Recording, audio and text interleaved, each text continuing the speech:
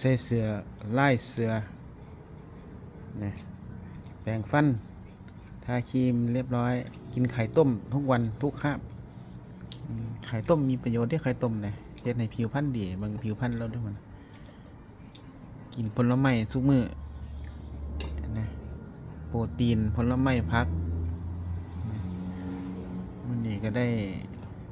เนื้อทอดเนื้อแดดเดียวทอดไข่ต้มเจียวแมงดาเจียวแมงดาน้ำพริกปลาน้ำพริกปลาเผาไอ้น้ำพริกปลาน้ำพริกที่ว่ามันตำจากปลาแล้วก็มาใส่แมงดานะแล้วก็ปลาส้มมาจากเนี่ยกล้วยนะครับ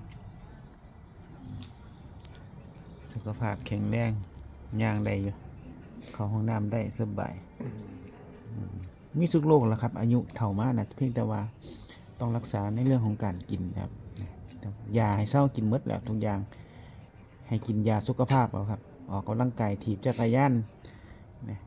จักรยานปั่นนู่นนะซื้อมาไว้น้องชายซื้อมาไว้ให้ปั่นทุกเช้าตื่นตั้งแต่6 โมงออกมาปั่นเป็นชั่วโมงแต่ว่าสำคัญไข่ครับเนี่ยโปรตีนเสริมสร้างกล้ามเนื้อนะครับไข่มีประโยชน์หลายนะครับอ่านเบิ่งนะครับเดี๋ยวผมจะปักหมุดไว้ข้างเทิงนะครับรายละเอียดของไข่นี่โอ้มีประโยชน์หลายเลยกินซุกมื้อครับกินมาเป็นปีเลยครับเบิ่งหน้าตาแล้วเด้อ83 ปีแล้วเขาก็ให้ปริมาณนิดเดียวอย่าให้หลาย